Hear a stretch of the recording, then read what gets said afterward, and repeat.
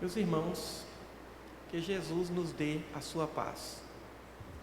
Passamos o dia de hoje pensando sobre esse tema, estudando sobre esse tema,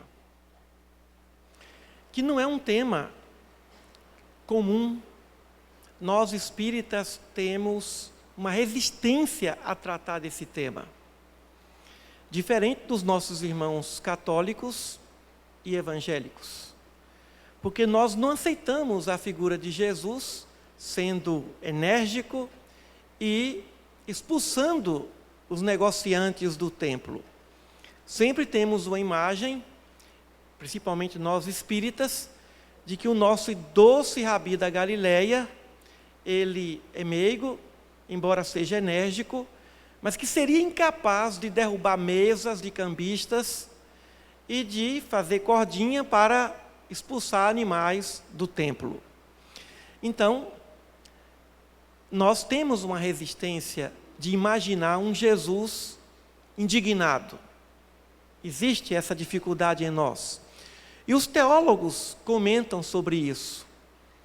Por exemplo, Carlos Torres Pastorino, em sua obra muito clássica, Sabedoria dos Evangelhos, ele faz também essa crítica. Como nós, espíritas, temos dificuldades de entender Jesus expulsando vendilhões do templo. Mas essa história começa depois que Jesus participou da festa nas bodas de Caná.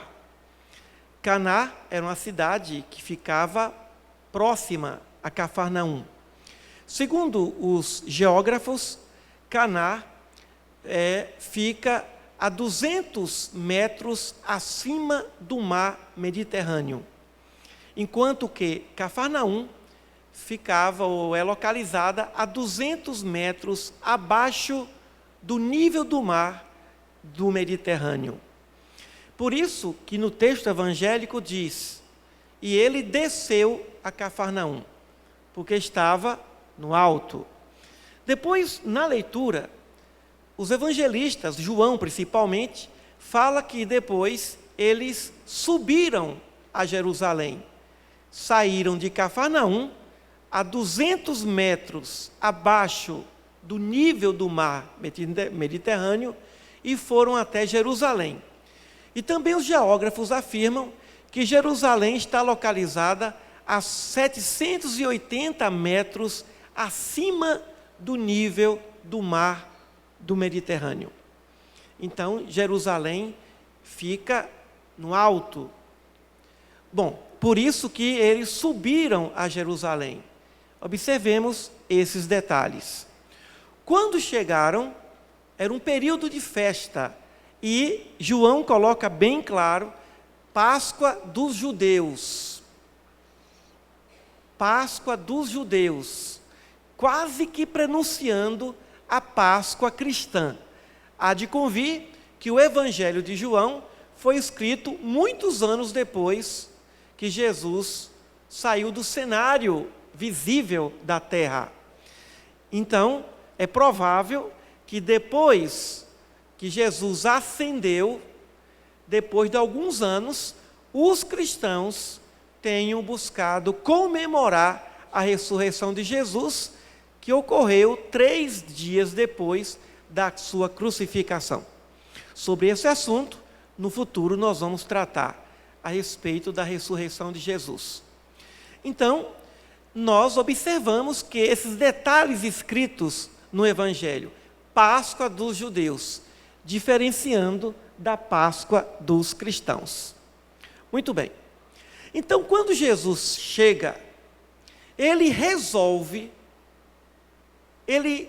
decide cumprir uma profecia.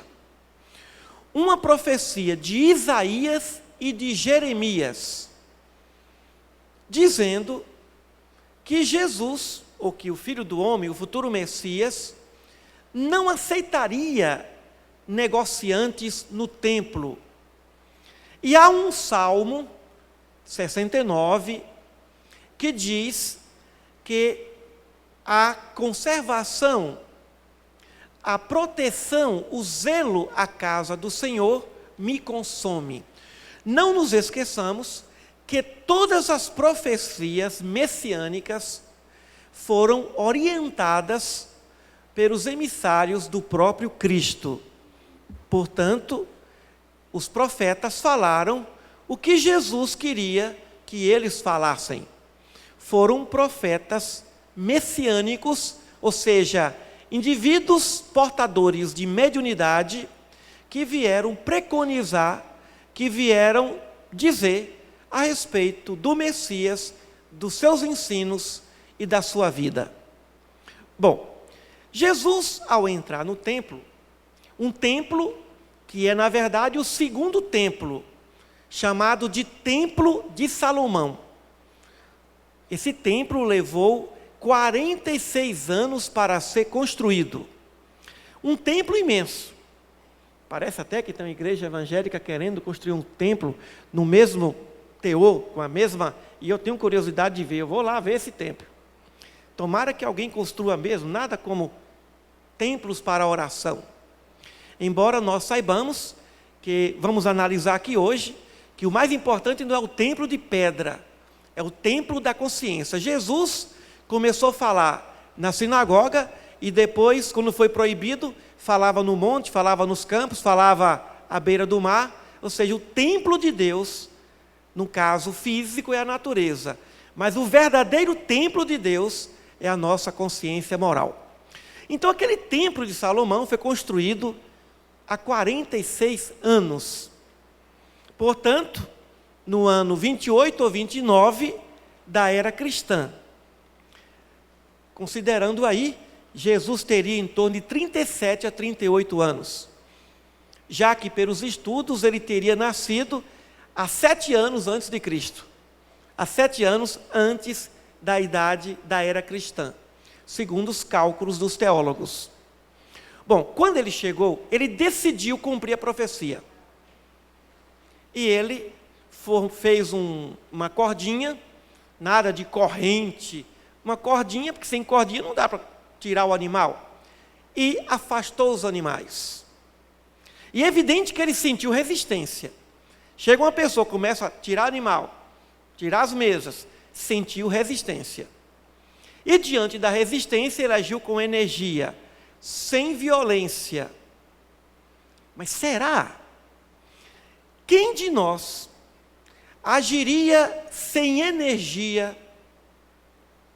É um comentário do Pastorino. Vendo alguém que vai assassinar crianças e podendo evitar, não significa dizer que tem que matar o assassino, mas tem que evitar com energia, afastar, puxar, tirar a arma. Ninguém vai ver, nenhum santo vai presenciar uma cena dessa. Então Jesus agiu com energia. O lugar onde ele agiu foi na entrada do templo, chamado Átrio dos Gentios. Era o lugar onde somente os não-judeus poderiam orar, poderiam frequentar. Porque o templo de Salomão foi organizado de tal maneira que existia lugar para homem, lugar para mulher, lugar para o sumo sacerdote, ambiente dos gentios. Gentios era todo o povo que não fosse judeu. Então, os negociantes, os vendilhões, estavam na entrada do templo, negociando e vendendo o quê? Animais, incensos, tudo objetos animais considerados sagrados, se bem que o animal só era sagrado depois da bênção do sumo sacerdote ou dos sacerdotes. Aliás, os sacerdotes recebiam uma porcentagem sobre as vendas que eram efetivadas no templo. E por isso, a atitude de Jesus deve ter incomodado sobremaneira os sacerdotes. Tanto que depois eles questionam: quem é você para fazer isso? Que sinal você me apresenta?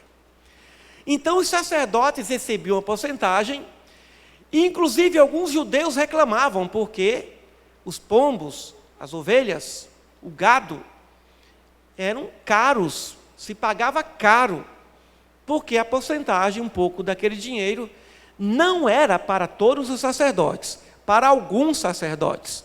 Porque o pai de João Batista, Zacarias, certamente não entrou numa proposta desse nível. Então, não se tratava de todos os sacerdotes. Não vamos generalizar. Tem teólogo que acredita que todos os sacerdotes do templo recebiam suas comissões. Mas não podemos generalizar. Então Jesus afastou os animais e repetiu e disse que ali não era o lugar de vender, de negociar, que aquele ambiente era ambiente de oração, ambiente de fé. Então, Jesus não concordava com isso. Claro que depois que ele expulsou e depois que ele saiu do templo, todo mundo voltou. Afinal, ele não mandava no templo, quem mandava eram os sacerdotes. Mas ele cumpriu a profecia.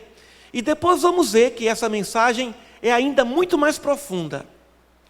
Bom, então, todo mundo se afastou e vieram as autoridades, os judeus, questionando aquele jovem rabi, o porquê daquela atitude. E ele, mas quem é você para agir assim? Que sinal você nos apresenta? Com que autoridade você faz isso? Quem foi que lhe deu essa autoridade? E Jesus diz: eu posso destruir e construir esse templo em 3 dias. Destruo o templo, porque em 3 dias eu vou soerguê-lo. Mas como? Em 3 dias, se esse templo foi construído durante 46 anos. E os discípulos afirmam que depois de algum tempo, depois da sua ressurreição, os discípulos entenderam que Jesus falava da sua ressurreição, do seu corpo, como sendo um templo que foi destruído e que foi reconstruído 3 dias depois. Interpretação dos discípulos de Jesus. Muito bem.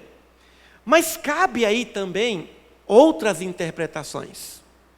Mais adiante, João continua dizendo que durante aquele período que ele esteve em Jerusalém, que seria a sua primeira Páscoa, embora Mateus, Marcos e Lucas comentam esse assunto, narram esse acontecimento como sendo um dos últimos acontecimentos da vida de Jesus, João coloca como os primeiros, como a primeira aparição pública de Jesus, e aí muitos teólogos ficam do lado de João, outros do lado dos outros, mas se foi no início da sua vida ou no final da sua vida, é uma questão de debate teológico, mas o que importa é a lição. Bom, e João, na frente, afirma que Jesus não confiava neles. O senso psicológico de Jesus não confiava neles porque sabia a respeito do que se passava em seus corações, em seus pensamentos, demonstrando que, mesmo amando, você tem um direito de desconfiar, ao saber das limitações daquela pessoa. É semelhante a um pai ou a mãe que não confia na criança recém-nascida, mas tem que protegê-la. Então, a desconfiança não se trata apenas de um atributo, de uma maldade, de um egoísmo. Não. Muitas vezes a desconfiança se trata de uma postura de prudência. Não vou por esse caminho, porque andar por esse caminho eu posso sofrer um acidente, eu posso ser assaltado, eu posso passar por algum desconforto. Então, são textos do Evangelho. Mas como nós podemos interpretar isso para as nossas vidas? Qual a utilidade dessa narrativa? Se nós colocarmos isso ao pé da letra, nenhum centro espírita vai ter livraria. Nenhuma igreja vai ter uma lojinha vendendo utensílios. Lá na Bahia, por exemplo, não vai ter mais aquelas lojinhas vendendo os utensílios, aquelas fitinhas. Jesus reprovaria essas atitudes. Aqui não é lugar, é um templo, é lugar de venda. Se nós interpretarmos isso ao pé da letra. Acontece que Jesus percebia a desonestidade e o objetivo daquele tipo de negócio. Jesus, na verdade, estava reprovando as atitudes não dos negociantes, porque eles vivem disso, mas das comissões dos sacerdotes. Ou seja, do desconforto de se usar da religião, de se utilizar da autoridade sacerdotal para ter benefícios materiais. O se utilizar da boa-fé. Tem pessoas que se utilizam do prestígio religioso, porque faz parte de uma sociedade espírita, porque faz parte de uma instituição religiosa, e aí quer vantagens. Jesus censurava isso. Mas vamos além disso. O que significa o templo? Significa a nossa mente. O templo sagrado do Espírito é a sua mente. E o seu altar, a consciência. Nós falamos sobre isso no nosso livro, Um Dia em Jerusalém. Primeiro livro que nós lançamos, em 1988. O templo significa o ser espiritual, a mente, e a consciência é o altar. Então nós temos que preservar esse templo contra os vendilhões, aqueles que querem confundir, dando o que é santo aos cães, dando o que é sagrado àquilo que não é sagrado. Ou seja, temos que cuidar bem das entradas dos nossos pensamentos, das nossas mentes, para que nós não soframos as consequências danosas dessa confusão, misturar o sagrado com o mundano, ou seja, colocar as coisas desse mundo acima das coisas espirituais, colocar as coisas espirituais a serviço das coisas desse mundo. É evidente que a lição maior que nós tiramos dessa narrativa é exatamente essa: a condição de vigiarmos o templo sagrado dos sentimentos, o templo sagrado das nossas mentes, e expulsar com força, com vigor, com severidade, com autoridade moral, qualquer tipo de pensamento que venha tentar subjugar as coisas do espírito, colocar os interesses materiais, fama, riqueza, poder, prazer material, acima de outras famas, de outras riquezas e de outros poderes eternos, por meio da oração, por meio da solidariedade, por meio da disciplina, que é exatamente o objetivo de toda religião. O objetivo de uma religião é exatamente o que diz nos livros dos Espíritos, os Espíritos a Allan Kardec. Religião boa é aquela que faz o homem ser melhor. Religião boa é aquela que nos torna melhores. E isso não só religião, mas religião, profissão, ou seja, pessoa, cidade, lugar, atividade. Toda atividade que nos faz melhores, todo lugar que nos ajuda a sermos melhores, são lugares abençoados, profissões, atividades, trabalhos abençoados, porque nós estamos rendendo espiritualmente. Então a terra está a serviço do espírito imortal, e não o espírito a serviço desse mundo. Então, Jesus responde que ele pode fazer muito mais do que construir, do que eles possam imaginar. E aí Jesus usa de uma figura de linguagem: destrua o templo que eu construo em 3 dias. Só que isso é muito mais do que a ressurreição do seu corpo. Até porque não existiu essa ressurreição no sentido de uma morte plena para depois o espírito voltar. Jesus tinha poder sobre o seu corpo. Ele podia materializar e desmaterializar o seu corpo como quisesse. Jesus podia muito mais do que construir aquele templo em 3 dias. Jesus tem poder para construir planetas, sistemas planetários, galáxias. Jesus é um manipulador de partículas atômicas. Jesus pode muito mais, conhecedor profundo das ciências mais complexas, dos misteriosos mecanismos de criação de Deus. Coisa que, com os recursos que temos, jamais a ciência terrestre haverá de entender, de desvendar. Então, quando Jesus disse, destruir o templo que eu vou construir em 46 dias, foi muito mais do que materializar pedra, porque se ele quisesse, poderia materializar. Ou materializar argamassa, se ele quisesse, poderia transportar montanha. Quem construiu a terra pode muito mais do que isso. Quem constrói planetas pode muito mais do que isso. Então, falar para o engenheiro da terra, como é que em 3 dias dá conta de construir um templo de pedra e argamassa, realmente é algo que se deve refletir. Então, nem mesmo os discípulos entenderam isso, foi muito profundo. Muito menos os judeus. Não podiam entender, como Nicodemos não podia entender. Como é que o nascer de novo, como é que eu posso entrar no ventre da minha mãe? Perguntas de criança. Como é que você pode destruir um templo que foi construído em 46 anos? Lógico que ele não vai fazer isso. Jesus quis dizer que ele podia muito mais do que aquilo. Jesus quis dizer que seu poder estava além de tudo aquilo. E nós hoje, como espíritas, e somente pela doutrina espírita, entendemos, e só a doutrina espírita nos explica, que Jesus foi o engenheiro da terra.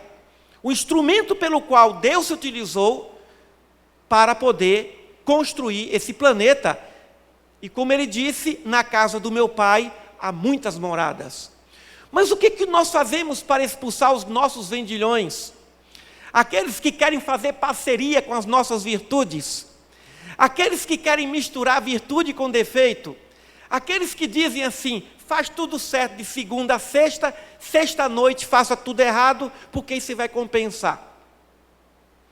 Ou aquele que pensa assim, para cada maldade uma bondade. Tem seita, tem instituição, que eu não vou dizer aqui o nome, que adota a seguinte filosofia: para uma maldade, uma bondade, para compensar. É impressionante como tem gente que pensa, acredita e age assim, e pensa que vai escapar da lei divina. Vai receber o bônus, a recompensa pelo bem que praticar, mas vai receber a cobrança do dano ao reparo causado por alguém, para alguém. Então, o que Jesus quer de nós? Ele quer que nós estejamos alertas e vigilantes.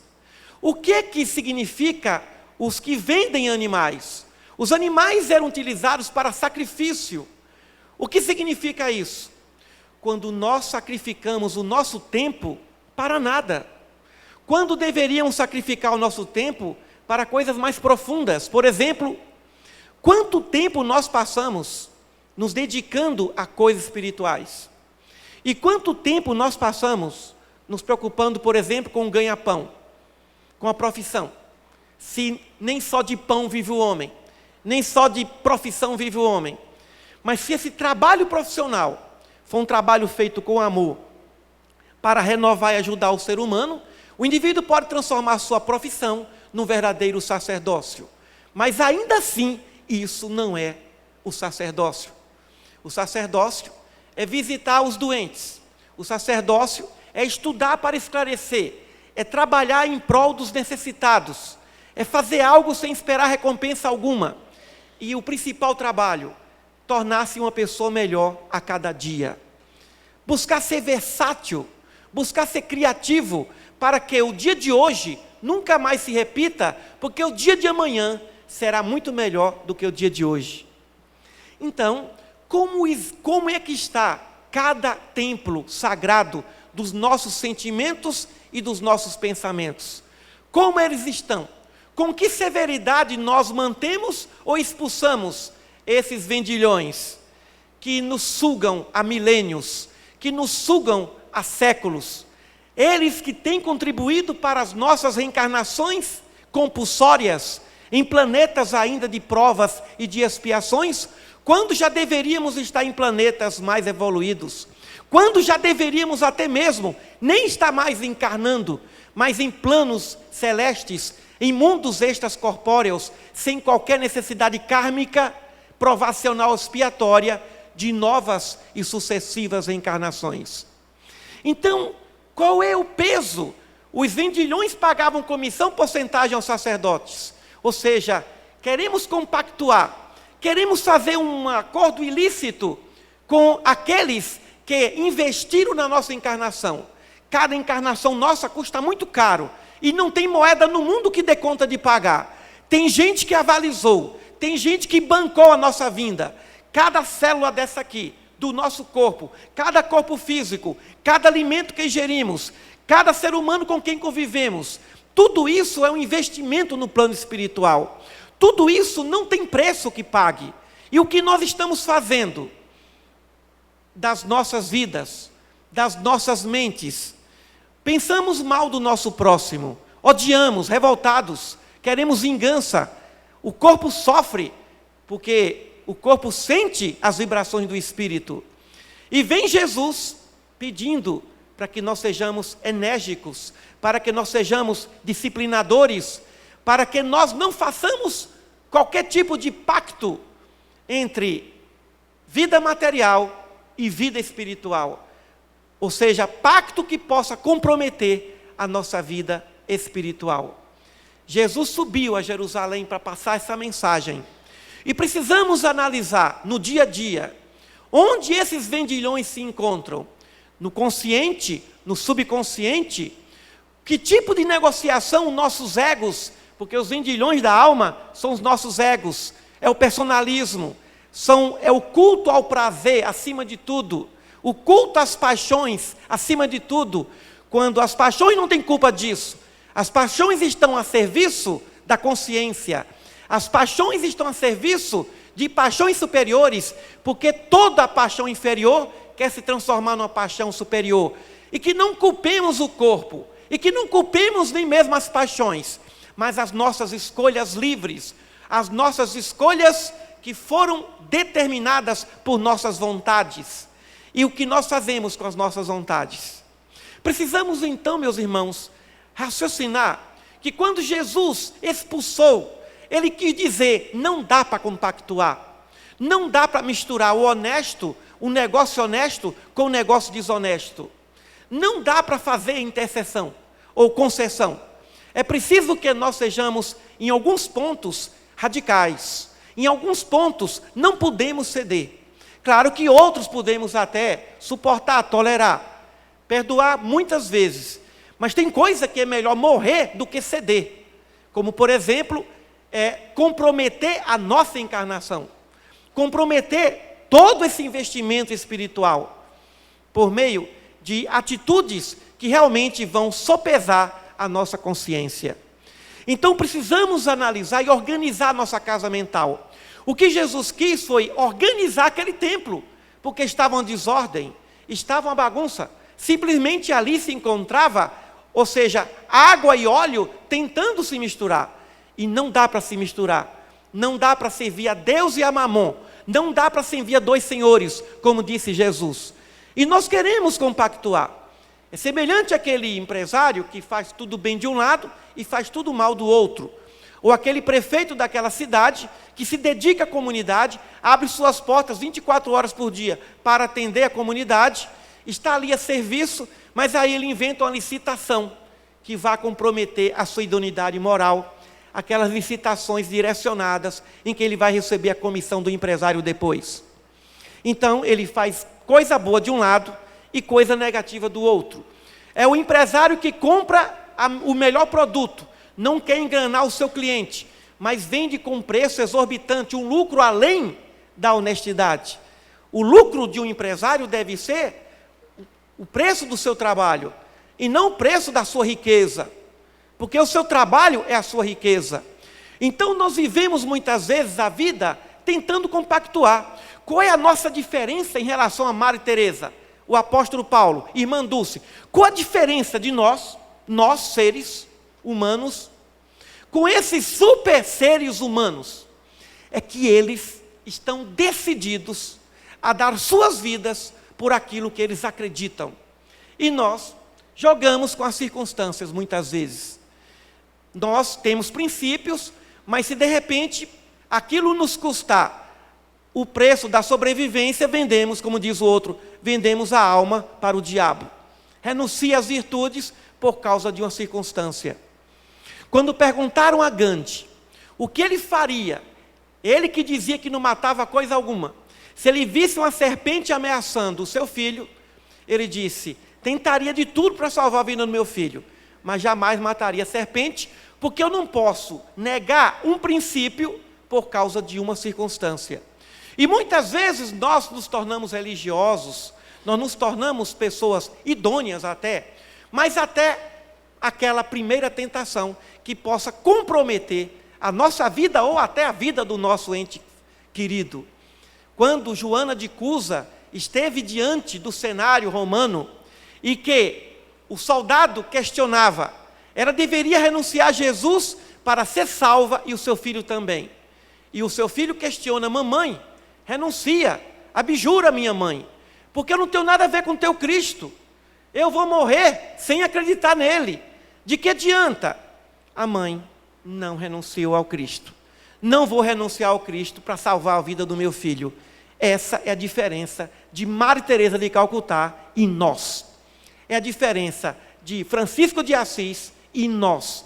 É a diferença dos quentes para os mornos. Nós não somos frios, nós somos mornos. Claro que aqui deve ter gente muito quente, e os quentes pagam por isso, porque o quente está disposto a dar a sua vida pelos seus princípios. O quente não negocia nada por causa de filho, nem por causa de filha. Eu talvez negocie por causa da minha netinha. É por causa da netinha. Vamos fazer algum acordo. Então eu não sou Maria Teresa de Calcutá, nem Joana de Cusa, nem o apóstolo Paulo. Eu sou Emídio, esse morno ainda. Vou fazer o quê? Tenho que assumir o meu estado morno, espiritual. Não sou ainda quente. Desse jeito. Ver sua netinha no poste. Vovô, abjura. Mama, está abjurado. Senhor, só me entende, né? Tchau. Vem, solta a menina, vamos nós. Deus sabe o que se passa no meu coração. Mas não foi isso que pensou Joana de Cusa. Vai morrer, menino, porque eu não vou negar o Cristo. Senhor, o senhor sabe que eu te amo. Tá bom, eu neguei, tchau, é só uma palavrinha. Vem, menina, vamos embora. Vem, minha filhinha, vem, minha mãe. Tá eu e minha mãe está ali. Ou você abjura o espiritismo, nega o espiritismo e dá uma de ateu, então vou matar sua mãe. Aqui agora tem o maior ateu do mundo. Tá bom, vamos nós.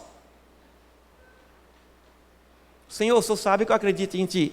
É só para enganar o bobo. O quente não quer enganar ninguém. O quente está disposto a morrer. O quente não se importa, porque ele tem convicção. É por isso que nós temos poucos Madre Teresa de Calcutá, poucos Franciscos. Nós temos poucos São Paulo. Temos poucos. Ainda negamos o Cristo por uma questão de conveniência. Ainda traímos o Cristo buscando o poder. No alto da cruz ninguém se apresentou, a não ser João, o evangelista, e as mulheres. Só tinha um homem. Parece que pela história de Jesus as mulheres são mais fiéis aos seus princípios do que os homens. É impressionante isso. Mas só tinha um homem, João, que simbolizou ali a humanidade. Então vamos analisar. Claro que nós não vamos ser quente em tudo, mas está na hora de começarmos a pensar. Eu vou renunciar a esse emprego por causa da situação da minha consciência. Mas vamos ver um outro caso. O indivíduo é estudante de direito e ele tem 9 irmãos. A mãe viúva e ele arrimo de família. E ele advoga 3 anos, 4 anos. No início de carreira não ganha muita coisa, e o seu melhor amigo agora traz da gráfica, que está imprimindo as provas para a magistratura, as questões. Aqui estão as questões. E só tem criança doente dentro de casa. Um é cego, outro é paralítico, outro não sei o quê, não sei o quê, não sei o quê, não sei o quê. E agora, pega essa prova para ganhar aí cerca de 30 mil reais por mês, socorrer e amparar a família, ou diz para o amigo, amigo, leva essa prova para lá, eu vou ter que passar com meus esforços. Se tiver a minha netinha, talvez eu pense duas vezes. Mas tem um bocado de gente no Congresso Nacional pensando nas netinhas, nos netinhos. Nos filhinhos, nas filhinhas. E aí? Se tivermos uma visão, irmãos, mais ampliada, nós não vamos pegar essas provas. Porque nós vamos ser magistrados, vamos cuidar da família, e nós vamos ser altamente corruptos.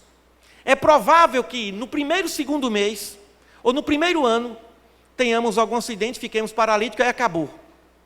Ou é provável que nossa vida vai ser realmente um verdadeiro inferno, porque não entramos ali pela porta da justiça, mas pela porta da injustiça.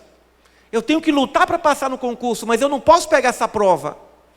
Mas a necessidade, o desespero, se falarmos isso com nossos irmãos ou nossos parentes, pega essa prova, salva a sua família.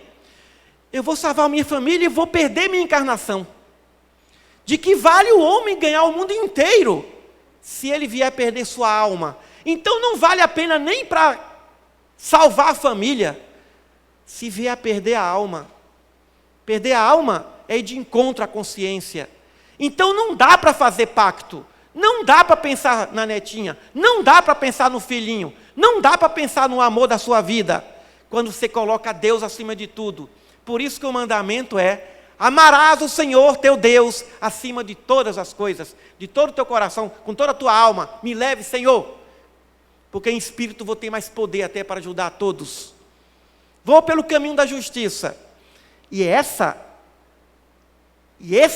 é o caminho, e essa é a porta estreita que Jesus falou. Entrai pela porta estreita, porque larga é a porta da perdição. É a porta estreita, não dá para saber o que está do outro lado da porta. O imediatismo nos assoda, o imediatismo nos corrompe, o imediatismo nos leva à incredulidade. E precisamos vir ver e pensar e observar com olhos de águia espiritual a longo alcance. E o que significa viver na terra e pensar a longo alcance? É pensar na vida após a morte. É pensar na vida após essa encarnação. Nós vamos encontrar os nossos credores, vamos encontrar os nossos avalistas, vamos encontrar os nossos padrinhos espirituais. Quando saímos daqui, meus irmãos, e temos que sair daqui com as mãos cheias de luzes, de tesouros espirituais, de tesouro que não se extingue, de tesouro que o ladrão não rouba, que a traça não corrói. Por isso que Jesus disse: buscai o reino dos céus e a sua justiça, e as demais coisas vos serão acrescentadas. Esse é o princípio quando Jesus disse: seja o vosso falar sim, sim, seja o vosso não, não. Não dá para compactuar mais. Não podemos mais perder tempo. Não podemos mais perder tempo numa encarnação como essa. Estamos no momento de afunilamento no plano espiritual. Não dá mais para conviver com imperfeições que temos condições de superá-las com o mínimo de esforço. Não dá mais para sermos preguiçosos moralmente e fazermos tudo certo, 90% de coisa certa e, por conveniência, 10% de coisa equivocada ou errada, quando nós temos capacidade de fazer 100% de coisas certas. Quando Jesus tirou aqueles vendilhões com energia e força, e quando muitos interpretam como violência, porque tem gente que interpreta como violência, quando você fala com firmeza, com franqueza. Eu me lembro que uma vez um irmão falou: vamos orar pelo nosso irmão Emílio, que está muito nervoso. Eu falei: estou nervoso mesmo. Eu estou nervoso porque eu não aguento essas coisas erradas. Será possível que você tenha que engolir tudo calado, porque em nome de uma santidade, omissão dos bons é o que faz com que a ousadia dos maus imperem? Muita gente está matando o outro aí, com os braços cruzados. Agora, que não sejamos inconsequentes. A luta maior, a luta íntima, a batalha que o apóstolo Paulo nos falou, é a batalha, a grande batalha, é a batalha íntima. o bom combate. Os vendilhões estão em nossas mentes todos os dias e todas as horas. Não há uma manhã que eu não acorde com eles na minha mente. Eles estão aí querendo pacto. Mas todos os dias nós temos que dizer: vendilhões, aqui é a casa do Senhor. Vocês vão vender em outro lugar. A casa está limpa. E a casa não pode voltar. E Jesus disse: quando voltam, voltam espíritos piores ainda. Tenhamos cuidado com a nossa casa mental. Tenhamos cuidado com o nosso templo interior. Não conspurquemos o nosso templo interior. Não vamos doar o que é santo aos cães. E foi essa a mensagem de Jesus, quando foi extremamente disciplinador, não aceitando compactuar as coisas desse mundo com as coisas do céu. Muita paz a todos.